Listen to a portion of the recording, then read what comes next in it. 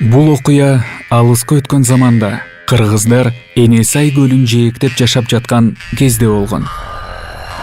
Каардуу хан элибизге күтүүсүздөн кол салып, айылыбызды кызыл кыргынга айланткан. Бир бала менен кыз гана аман калган. Каардуу хан аксак кемпирге кыргыздын акыркы уулдарын өлтүрүүнү буйруйт.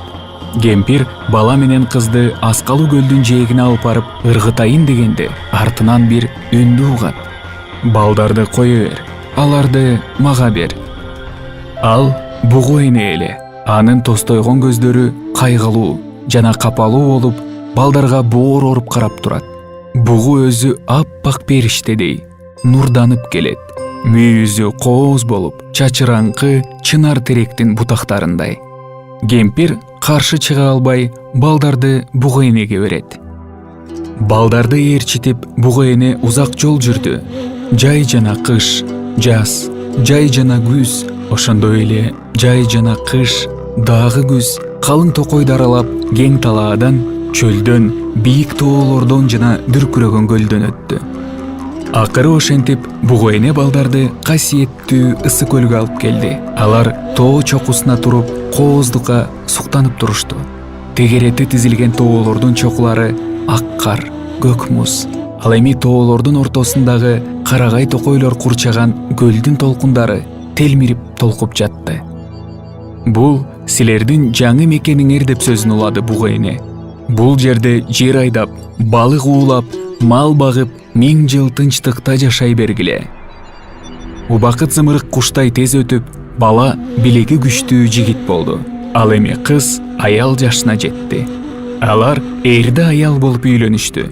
Күндөрдүн биринде таңга маал аялдын толгоосу башталды. Эркек коркконунан жардамга бугу энени чакырды. Алыстан коолжуган шыңгыр үн угулду. Мүйүзүнө тагып, бугу эне наристе бешигин алып келди. Жыгаштары ак кайыңдан жасалып, жумурунда күмүштөн жасалган коңгуроо шылдырап турду.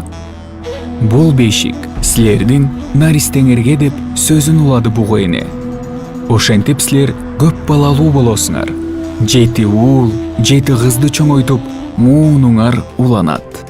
Бугу эне айткандай, аял көп бала төрөйт.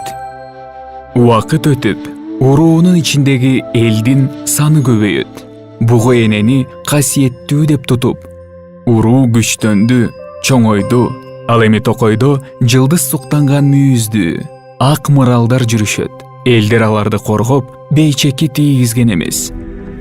Атак даңктуу бир бай адам бул дүйнө менен кош айтышканча мына ошондой болгон. Маркумдун балдары атасынын ашына 1000 бооз үй тигишип, дүйнөнүн булуң бурчунан атак даңктуу адамдарды чакырып, сансыз малдар союлган, чанач кымыздар ичилип, канча деген устукандар тартылган. Байдын балдары көөдөндөрүн көтөрүп асышып, бай артына колу ачык, бакубат уулдарын таштаганын эл билсин дегендей мактаныңкы жүрүштү. Атаандашкан байдын балдары башкалардан өзгөчө болгулар келип, башкалардан мансаптары менен атаандашып турушту. Ошентип, алар атасынын мүрзөөсүнүн үстүнө ак маралдын мүйүзүн орнотууну чечишти. Айтылды, аткарылды. Мергенчилерди жиберип, алар маралды өлтүрүп, мүйүзүн чаап келишти. Аксакалдар нааразы болушту. Кайсы укук менен маралды өлтүрдүңөр? Бугу энебиздин тукумуна кол көтөрүп, кимдин колу да апарды? Бабалар мурасы менен маралдарды барктап, урматташыбыз керек. Байдын уулдары аларга жооп кайтарды. Ал марал бизге тиешелүү жерде өлтүрүлдү. Биздин карамактагы жерде сойлоп, басып, учуп жүргөн чымындан баштап төөгө чейинки жаныбарлар биздики болуп саналат.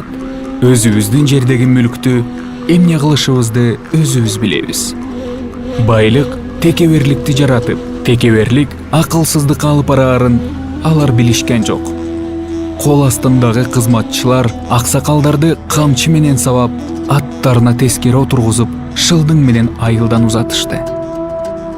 Баары ушундан башталды.